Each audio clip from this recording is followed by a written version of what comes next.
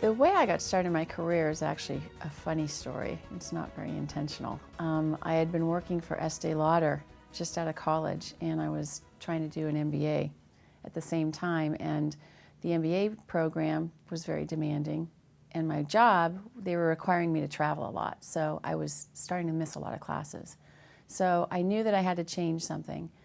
I was actually working at an Estee Lauder event promotion, and a man came in with his wife who was interested in buying the product, and it wasn't necessarily my job to present anything and sell it, but the girls that were at lunch. So I ended up doing a big presentation about the product, and the man was starting to ask questions about the mailer and the advertising, and he was very surprised that I knew the answers to those questions, because to him I was just some clerk. And what I really was in charge of the promotions, and I knew all the background. So he sat there for an hour while I was selling his wife soap. And at the end of it, he said, you know, have you ever thought about being in advertising? And I said, well, I'm kind of in advertising. I'm in promotions for Estee Lauder. And he said, oh, that's why you know all of this. Well, have you ever thought about being in advertising at a different level? And I told him that I was challenged right now because I was trying to not travel, and this job was requiring travel. And so he basically invited me in for an interview. And that was on a Saturday.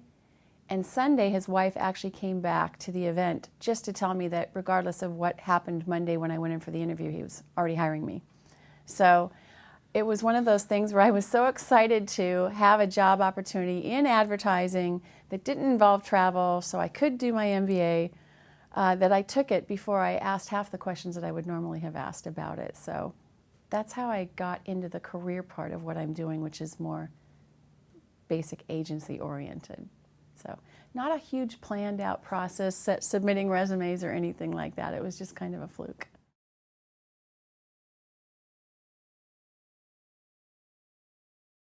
Brandtailers is, it's a 17-year-old agency. It's changed its name. It's changed its name to tie in more to what's going on in the industry today. Advertising, I think, as a term is really, really changing. I don't even know if the word's going to mean anything in a few more years. We have always specialized in retail, very heavy in the automotive industry. And we know that with retail advertising, you also have to have a brand. Otherwise, it's just price and item.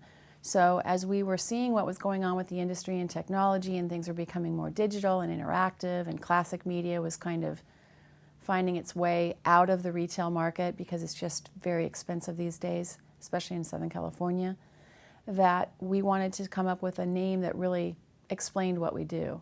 So Brandtailers came from combining the word brand, which is developing, obviously, something that a business stands for outside of price and item, with retail, meaning that if you're at the retail level of the business, you still have to have a retail message. So Brandtailers is brand and retailers shortened together, Brandtailers. And we changed from being an advertising agency with principals' names after it to principals pretty much leaving the business, and now it's just mine, and always having phone calls coming in asking if we were a law firm, because there's always advertising agencies who always have 3 or 4 names, one after another, to taking the names off and letting the name itself stand for the agency. So full service agency, we still do all the classic media, buying, negotiating, planning, heavy research, definitely heavy interactive now. We do all the production, creative development, account services, everything, so full service.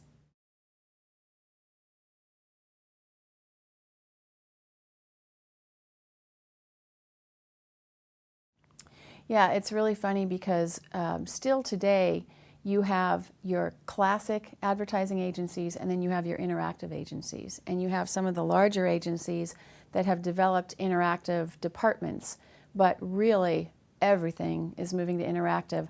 I think that the way things are going to go, it's when television came on board as a new medium and it really changed the world of advertising, I think that what's happening with interactive and digital is so much bigger than that, that this wave that we're going through right now is something that we're riding and we're going through it and changing, but people just aren't going to realize it until we come out the other end what's happened. And I think what that means is for a lot of advertisers, television and the way people watch television and what television is still charging for advertisements, it's really making it impossible for anything other than the huge, gigantic companies to afford it. Same with radio. Newspaper, it's all going digital. I mean, you look at newspaper readership and it's just all going online. So unfortunately, you have some of the newspaper industry that they're kowtowing to that and reducing rates and things, but you've got a lot of them that are still saying, well, we have less readership, so now we have to charge more to the advertisers to make up the difference. And so most of the classic media is either becoming just on its own overpriced and not cost effective anymore, or the fact that with DVR on television and people are fast forwarding past commercials and people are recording things, commercials aren't watched as much anymore. Same thing with radio. Newspaper people aren't reading it. So it's really, we're going through a huge, huge metamorphosis in advertising, and interactive is still in its infancy, and where it's going to go, I think we're going to look back in 10 years and laugh at the things advertisers have been trying to do online, but it's where it's going. And the biggest challenge now for the industry is how do agencies charge and be paid fairly for the work that they're doing, because for the most part a lot of online is still free to user, free to advertiser, and so how do agencies make money? So big transition. It's exciting and it's scary and it's challenging. I teach a class at Chapman University to advertising students, and I keep telling them, pay attention to this part of where everything's going, because that's where it's all going to be in a few years.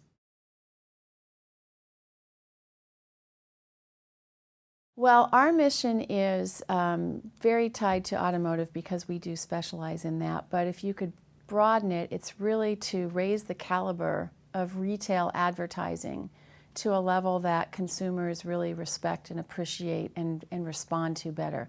I think that retail advertising as a whole is, when you think of it and you hear some of the commercials that are out there, it's pretty much unfortunately, a lot of times it's the screaming in your face type ads, or the very poorly produced ads, or the we didn't spend a lot of money to get this message out there ads, and it doesn't have to be that way.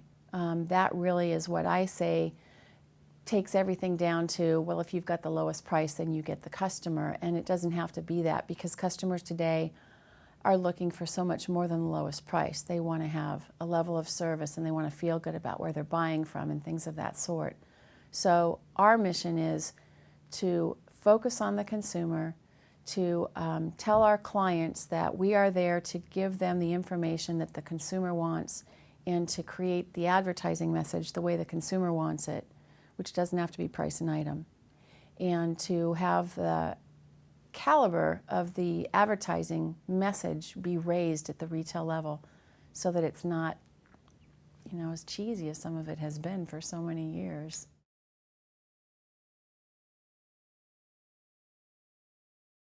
Two things. I think there's still a lot of smaller agencies out there that they're just out to make a buck. They're out and they've got salespeople that represent themselves as account executives, and really all they're doing is going out there and trying to sell something to a client to make money. A lot of agencies our size are still kind of running like that. We've never been that way. We really do focus on doing good work for the client first and letting the money come in as it should second. And I think that these days that's really starting to pay off for us. The other thing is, even though my business is somewhat of a small company, we have 29 people, we try to act like a large agency. We delve very heavily into research. We do a lot of planning for our clients. We're very actively involved in their business strategy. We'll sit with them and do way beyond the typical norm of what a classic advertising agency does. We'll do marketing plans with them. We'll look at their business plans. We'll actually help them with their business plans if need be. We do understand the industry that we're in to such a depth that we are really known as experts in it. And I don't know how any smaller agencies can survive these days without having that level of expertise in whatever their interest is.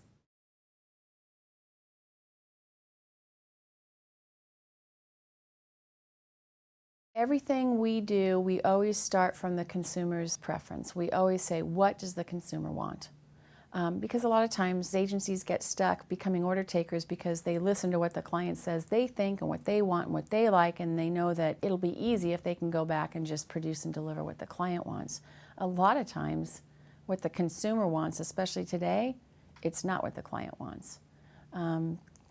Advertisers don't necessarily like to know how much control consumers really have over the information that they're getting these days.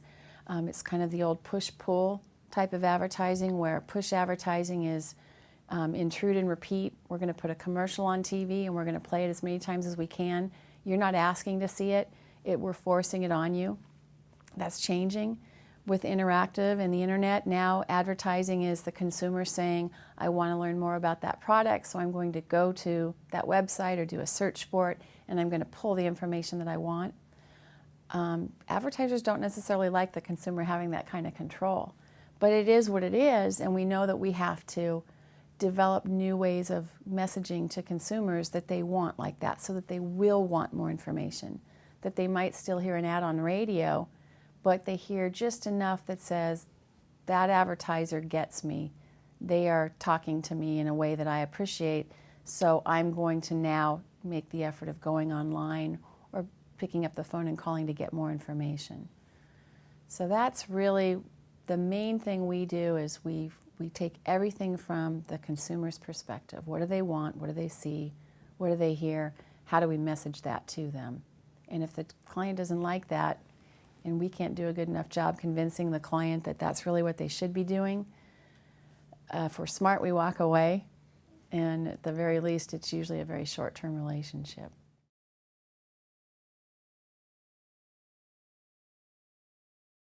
We walk away a lot. Again, because we specialize in an area, we kind of have a good understanding of what we're looking for right away, and we see the little warning buttons that tell us this isn't going to work out well. And it's much better to walk away before you get a relationship going than to be 90 days into one and you knew from the beginning it wasn't going to work, because then you're just there to take their money for 90 days and it never bodes well. So we walk away from more business than we take on. And I think a lot of smart agencies are doing that these days, even though they're desperate, because it's tough out there, but it doesn't pay off. Short-term relationships are not cost-effective.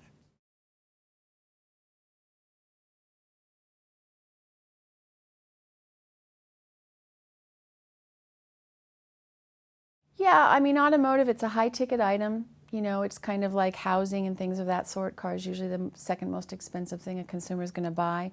So from an advertising and marketing perspective, it still ends up being somewhat of an impulse buy, but it's a completely different impulse buy. There's 6 months usually of thinking and planning and researching that consumers are going through now, mostly online, as they start saying, I'm going to be needing a new vehicle. There's so much product out there now in terms of cars that it's very difficult to say this car is dramatically different from that car, but the cars that are still popular and that are still getting most of the attention of the consumer are the ones that are uniquely different. So it's our job to continuously find what those hot buttons are that the consumer likes and message that out to the consumer that this is what makes this vehicle different. Understanding the relationship between the 3 different tiers of advertising in the automotive world. You've got Tier 1, which is national advertising, which simply says, you know, we want you to buy this car. And then there's the regional advertising, which is we want you to buy this car now. And then there's the Tier 3, the retail dealer advertising, which is we want you to buy this car now here. And to understand the role that whatever advertising message we're involved with, the role it plays in between those 3 messages is key.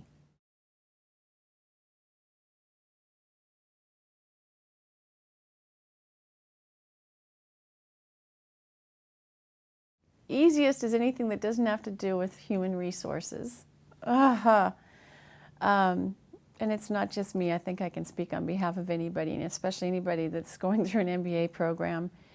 You know, you can learn everything you need to learn about marketing and business and this and that, but if you don't get how to work with people and communicate with people, just become a computer programmer and go sit in a corner by yourself, because it is all about how to work with people and communications and listening and hearing and proper feedback and balancing all the crazy stuff that happens with the people in your work, because that is the greatest challenge, I think, for anybody. And I know a lot of people that end up with MBAs, the expectation level for them to have that communication understanding is greater, which means there's even more of a burden put on you, but a lot of it is just, you've got to go through a lot of experience and learning. But I just say focus on communication, communication, communication. If you can be a good communicator, if you can hear and listen well and feedback well and interact with people well, your greatest challenge, which is people, can also be your greatest satisfaction, because I think it's the most difficult thing to do well. The other stuff's a piece of cake compared to people.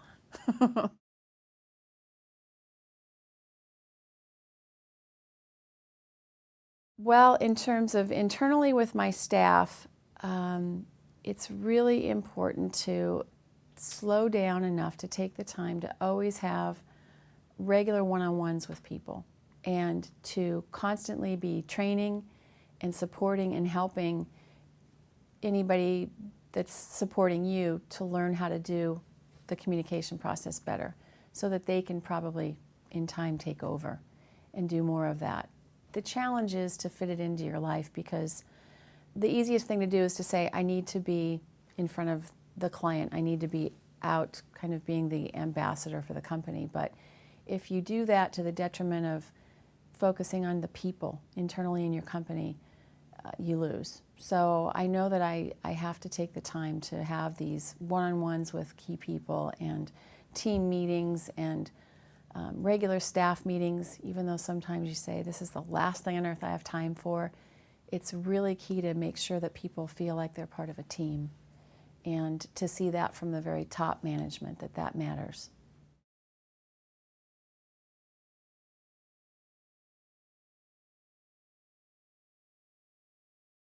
I've seen it become more and more and more important. And even though I have some pretty good experience behind me, and I've learned through failure more than success of how to manage my time, I think that now more than ever, I know I need to focus on time management. Get a schedule going, look at it every day. Some of the classic things of, first thing in the morning, at the end of the day, look at your to-do list, look at it at the end of the day, so that you can go home at night and you don't have to think about it, but it's in the back of your mind. New technology makes communicating easier with email and instant messaging and things of that sort. You can get a lot more done and accomplished, but there's no tone in email, there's no tone in print, and most of the communication problems that I see coming out of businesses these days is communication that used to be done in person, and now it's being done via email or instant messaging, and you miss some of the messages. So just a few quick tips. If you think for a second that maybe you shouldn't be sending this message via email because there is no tone, and you don't necessarily have the time to directly communicate with the person, at least pick up the phone and ask for their voicemail and leave them a voicemail. You can say the same thing pretty much faster than typing it, and at least there's a little bit of tone. That's a real key thing, I think, these days. But get a schedule and stick with the schedule, and be scheduling things literally months out in advance if you have to. Stay on top of it, be on time no matter what. There's no excuse for being late, doesn't matter. And be cautious about how you use email and voicemail, and whenever you can, do things the good old-fashioned way, which is in person.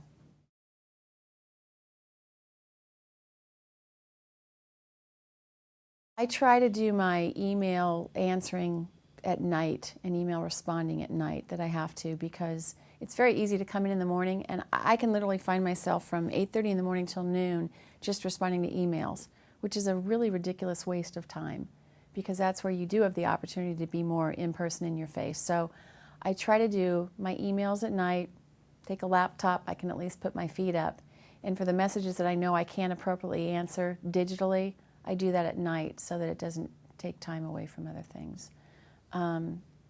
But yeah, unfortunately, the higher up the ladder you go until you get some gigantic stock option and you can kick back and start working a little bit less. I see people working more these days 24/7 than ever before. And the thing to remember is that the technology that we have, it makes work a blessing in a lot of ways. I mean, you can take more days off and vacations and be with your family more because you have a cell phone there. Whereas, sure, sometimes it stinks to have to pick up a cell phone call in the middle of what you're trying to do as a day off. But if you think about the fact that you may not have been able to even take that day off before there were cell phones because you couldn't leave and be that far away from one phone call, it's give and take. So you do have a lot more flexibility with how you work and the days and the timing. To one end, that also can get people working 7 days a week. And you can get frustrated by that, but you also have a lot more flexibility. You can be on the soccer field with your kid. And yeah, you might have to take a couple phone calls, and that might look bad to some people, but if you know for a fact that because of that cell phone you can be there versus not being there at all, then so be it. I have 2 boys in college and a teenage daughter that's still at home, 14, so 1 at home.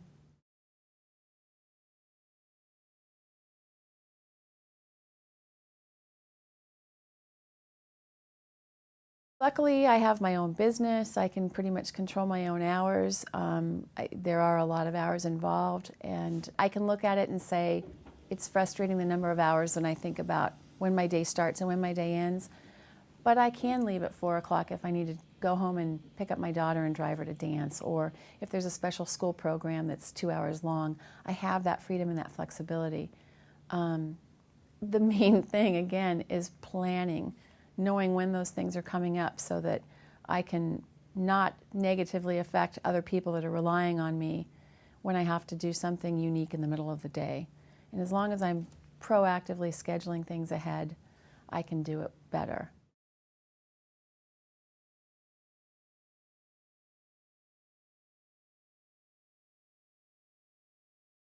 Absolutely. And something happened to me very recently that was surprising. When I started the agency originally 17 years ago, 18 years ago now, I had a partner. Actually, I had 2 partners. My husband came on board too for a while because he was creative director. And it was 2 men and a female. And my husband didn't necessarily want to be in the industry for very long. He was really just helping out because he had a love to do better things. So his short-term commitment ended up lasting about 10 years. So as soon as he could feel that he could leave and not hurt the company, he left. It wasn't a big deal because it was a husband leaving, so nobody really thought too much about it. My other partner that was left, who owned 50% of the company, when he decided that he wanted to retire and it was time for him to go, even that wasn't too big of a deal in the industry, but we did have some clients questioning, oh wow, now it's going to be a female really running the show, and what's that going to be like? And because, again, dealing in this industry, it's very heavily male dominated, I experienced some prejudices that I didn't anticipate. But that was still 4 or 5 years ago. I recently had a senior person in the company, not an owner or anything, but at a partner level, who left somewhat unexpectedly. And it was a good and amicable leave, but it was somewhat unexpected. And because we didn't have a chance to prepare the clients for it, some of the vendors even that we work with, the surprising backlash that I got was, oh my gosh, is this person now a witch? Is she trying to be this female dominating person to get all these men out of her business? And is the business going to be okay? Because now the man's gone. And he was a key person that was out seeing clients and talking to them a lot, so they saw him as kind of the ambassador for the company. I was very, very surprised at the backlash that came with that. It wasn't tremendous, and it was certainly resolvable quickly. Everything's fine now. But there was about a 60-day period there where some of the questions that I got from vendors and clients with just the parameter of, the last key male person has left your business, is everything okay? Are you going to be okay? Are you going to succeed? I was shocked. It really surprised me. You can't criticize the world for their thoughts. You have to say, if this is the business that I'm in and the way I choose to be in it, then I have to accept that there are some consequences that might come with it that I just have to be able to deal with and be prepared for. So for people out there that are getting into this, and especially if you're female, just be prepared for it and know that if you want to succeed, you just have to deal with it.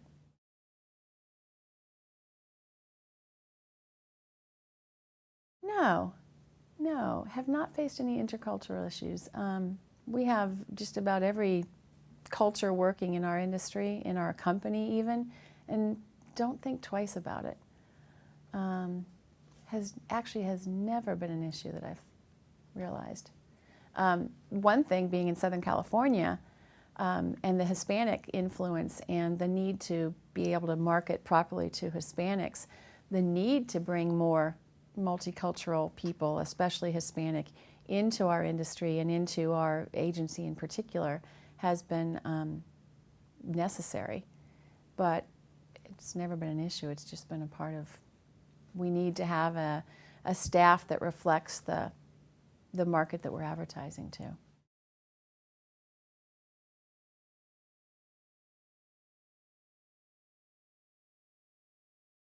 Did not have any funding when we started. When I started this agency, I had worked for 7 years prior at another advertising agency. And the reason why I started this agency is because I had 2 little boys and I was traveling a lot. Lo and behold, wouldn't you know it, I ended up traveling again. Got through the MBA though, and then started traveling again. And I was just gone too much and working too many hours, and the boys were little and I knew that I wanted to have more time with them. So when I started this agency, I pretty much left and opened up my shop out of my house and worked out of my house and tried to work around little kids' preschool schedules, and intentionally knew that the company would grow as my kids grew. And as their need for me became less during certain parts of the day, because they were going to school for longer hours and things of that sort, I could then take on that much more work. So starting very small with 1 or 2 accounts didn't require any funding. It was a very small type of a startup, and growing very, very conservatively over the next 10 years to 3 years working out of a home office, moving to an executive suite, going to our own offices, hiring staff as we went along, growing the business.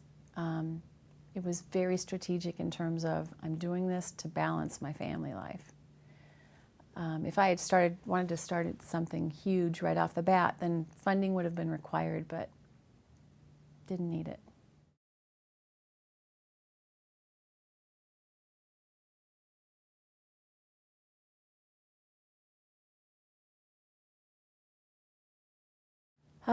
Starting a company, you definitely have to be able to do a little bit of everything, because you're not going to be able to afford staff, at least in the way we started it. So you have to have an amazing amount of confidence, and you have to be able to risk, because the first 3 years, of all the things that have changed in business over the last 20 years, the one thing that hasn't changed, in my opinion, is those first 3 years are crucial. And the main thing that makes people fail in the first 3 years is they don't have the confidence in themselves, because it's going to be trial and error, success and failure, working really, really hard for not a lot of money, having the vision of where you see things going, and believing in yourself enough to know that it's going to be rough and you're going to be working really hard for the future, not for now. That's what you really need to start a company, along with the typical business sense and knowledge. Customer service. I don't care what industry you're in, you'd better say 9 times out of 10, you can call my business whatever it is, but unless I'm selling a product, I'm in the service industry, and I better know how to deal with people and take good care of them and make them feel like they can trust me. as the company has grown and now you're doing a completely different job, it goes back to managing the people and really knowing how to take care of the people that work for you and giving them the power to go out and do your job and be good ambassadors for the company and take care of the customers. Your focus changes from the client, most likely, to the people within your company. That's what you need to be focusing your efforts on.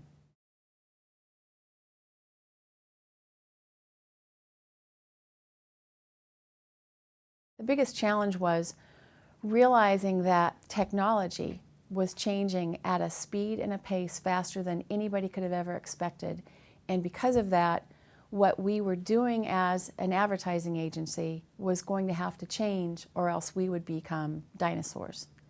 And trying to be ahead of that curve so that we could be leading our clients into the future with the way things were changing versus being the followers was the greatest challenge. And the timing of the name change from a typical, name advertising to Brandtailers went hand in hand with that, because we knew that we had to literally take the word advertising off of our company name, because we were going to become so much more than what clients thought of as an advertising agency. And being able to learn the new technology and find people that were ahead of the curve in their skill set so that we could be leading our industry into this new form of advertising and marketing. We're still going through it. I think that we have succeeded in being seen as leaders, but the pace of the change right now is off the charts, and I don't see it slowing down at all. So that's been the greatest challenge. I think we've had some great successes in it, but I think it's going to be an ongoing challenge to just stay ahead of this curve that is just moving at the speed of light.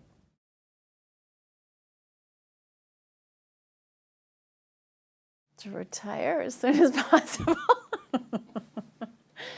My own personal goals are to get a little more balance back in my life. The change that I was just talking about has required a lot of time from me personally. Being the leader of the organization, you really do have to be leading these people and giving them confidence and showing them the vision. And at the same time, doing a ton of reading and researching and investigating.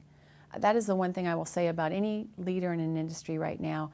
I think they are spending more time reading and online and talking to people and almost going back to school to learn things that they didn't think they'd have to learn. It takes a lot of time. It takes a lot of time because you're not replacing anything that you're normally doing with that. You have to be doing that on top. And so that's really where I've been spending a lot of my extra time the last few years. And it's created an imbalance in my personal life. I'm working many more hours than I would like to. So from a personal perspective, I'd love to see my agency continue moving forward. The goal of the agency is not to become some big, gigantic national corporation at all. We have a unique focus in that we want to be the best at what we do, and we know that that probably means staying relatively small in the business world. We just want to be really, really good at what we do, have great clients, have great relationships. The money comes. To have built an organization that profits well by that, and pretty much just let the agency go that way. My personal plan is to hopefully hand off the agency to the people underneath me as time goes on and let them basically take it and control it, not put it up for sale or anything of that sort. I don't necessarily think that's the best choice. But in the process of getting there, I'd love to have a little more balance in my life and a little more personal time.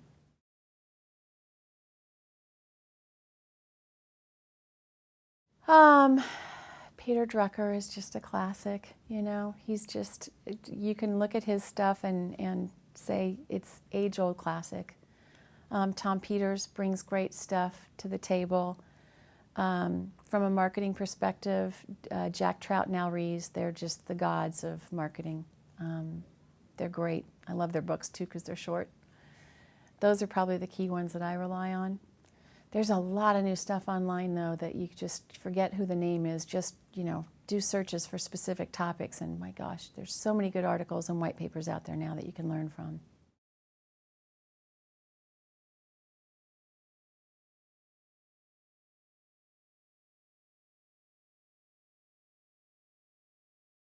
I think what they were looking for is people that were making a difference in their particular industry. And what I understand they saw in me was that I was willing to walk away from the word advertising and try to form an agency to the new industry and the way things are going. And to do it in somewhat of a risky way, because willing to put it out there and say, we don't necessarily believe in classic advertising the way it is anymore. We don't necessarily know where it's going, but we know that we want to lead our clients there. So I think they saw that. I think they definitely saw a female in marketing that's heavily involved in the automotive industry. It is still somewhat rare. It is still a very male-dominated industry. So I think they saw that as being somewhat rare. They called me a gutsy risk taker, and it was funny because I've always kind of thought of myself that way but never put it out there. And it was interesting because a lot of clients read the article and heard about it, and they kind of keyed in on that and said, yeah, you are a gutsy risk taker. We appreciate that about you. So I thought, okay.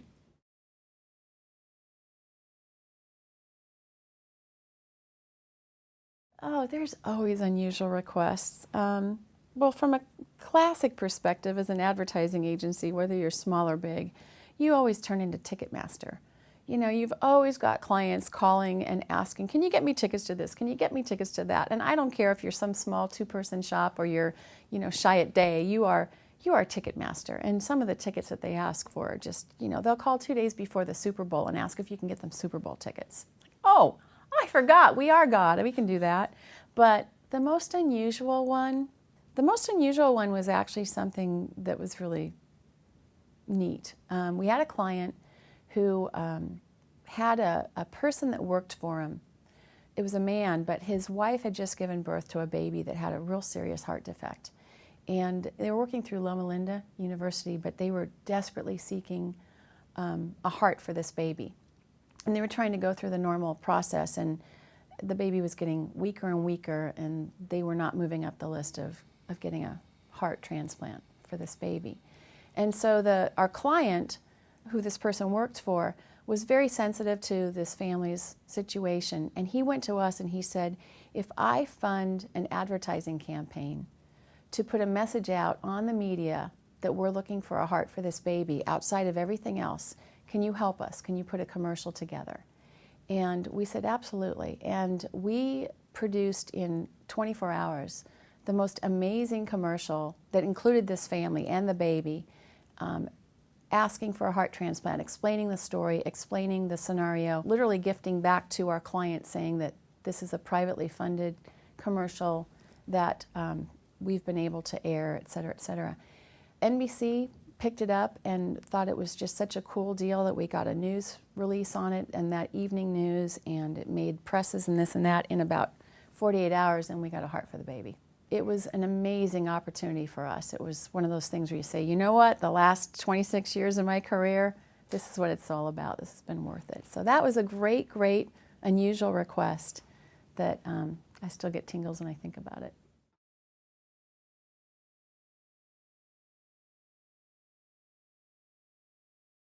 I'll tell you, I think I can only answer that for advertising and marketing because that's all I've pretty much done my career.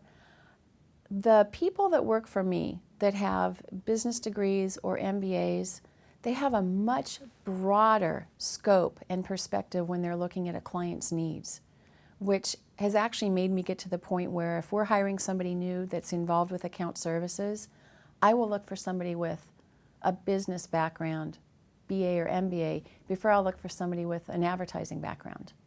That's a huge change, but it's really where the industry is going. If you have that broader understanding, when you're listening to a client and communicating with them and you're hearing their needs, you're thinking about things outside of just the typical advertising and marketing scope. You're thinking of things from a bigger business perspective. And you're able to offer solutions from that area too, because they don't care, if the solution is only within marketing and advertising as an answer, if you can give them answers that expand beyond that, then that just creates more value for what you can offer the client. And that has been a huge, huge change for me and my company, and a real eye-opener.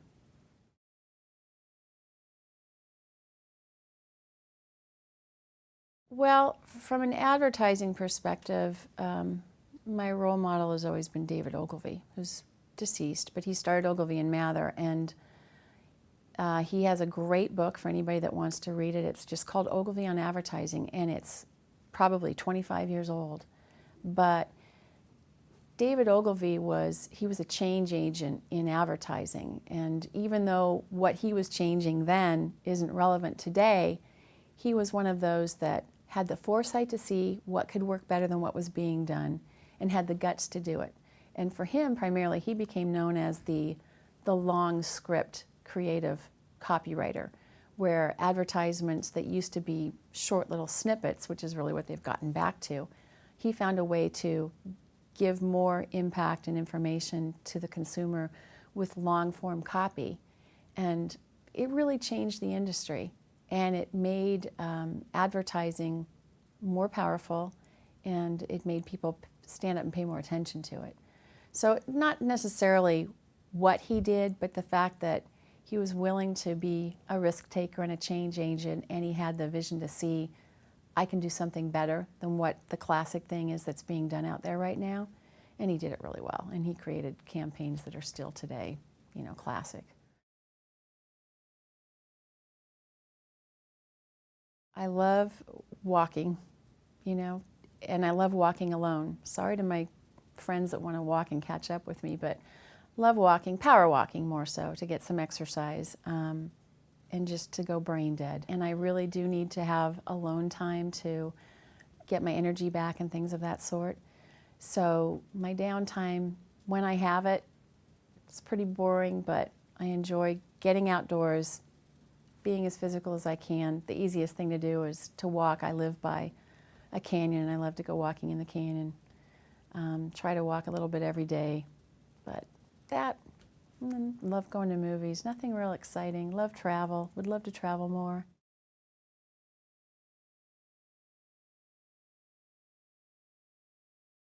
I think my proudest achievement is ultimately ending up where I think I should have started. In retrospect, I probably would have been better off starting my business on my own, but I didn't have the confidence, and I was afraid, and I was young, and I was facing a man's world, and I knew that involving others, men in the industry as partners, was a safety valve. And it worked great for a long time, and we had great relationships, and everybody got along, but I think that ultimately I probably would have been further off if I had started on my own and stayed on my own. So my greatest accomplishment is getting to that point in my career where I wasn't afraid to stand on my own and be the sole owner of a company, female, in a male-driven world, and succeed, which it's been long enough that I can say the success is there. So I think that's probably my greatest accomplishment, personally. And hopefully my kids will say, living enough of a balanced life, that I did make the right choice to balance the company with my personal life, and I was there for things with my kids that I wouldn't have been there otherwise, and to be a bigger part of their lives than if I had been stuck in a 9-to-5 job.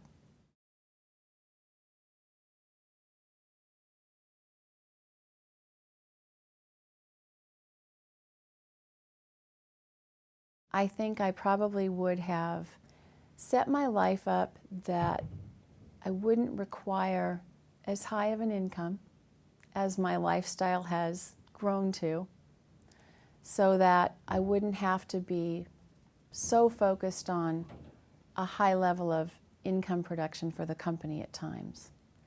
I think that, especially in Southern California, it is so easy to get caught up in the lifestyle because it's very expensive to live here. I encourage my kids to move out of state when they graduate because it's just you have to work really hard to just get by. There's a level in my agency where people that are moving up the ranks, they hit a point where they're going to jump to a substantially higher income and a substantially higher responsibility within the company. And one of the things that I will always say to them before that point is, the opportunity that you have in front of you is going to change your life, and it's going to give you the opportunity to live at a lifestyle that's higher than what you've been doing. And I want to make sure that you're clear on that and you don't become a slave to it, because at the end of your life, you want to be sitting on that rocking chair looking back and knowing that you didn't become a slave to money, and it's easy to do.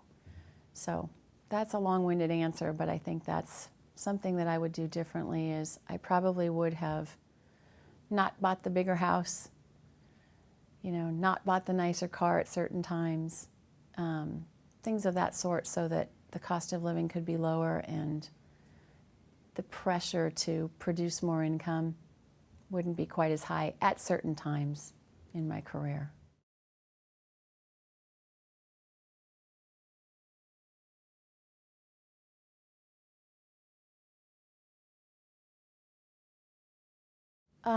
Don't just go to school, which I don't think these students are. You've got to have that work involvement while you're getting an education. One does not replace the other. They're both key. I think an MBA these days it's a huge opportunity to really stretch your boundaries of different things that people are looking for. My agency is a perfect example, an advertising agency saying, I prefer people with a business background than an advertising background. I think that that's very common these days, so go for the MBA. Read a lot. Read outside of what the requirements are. Stay on top of technology. Technology is changing this world. It's changing the business management way of people doing things. And know that no matter what, a balanced life is better than any job you could ever have. And don't ever forget it, because you start raising a family, you start working crazy hours, and most often if you don't have that balance, you're going to regret it.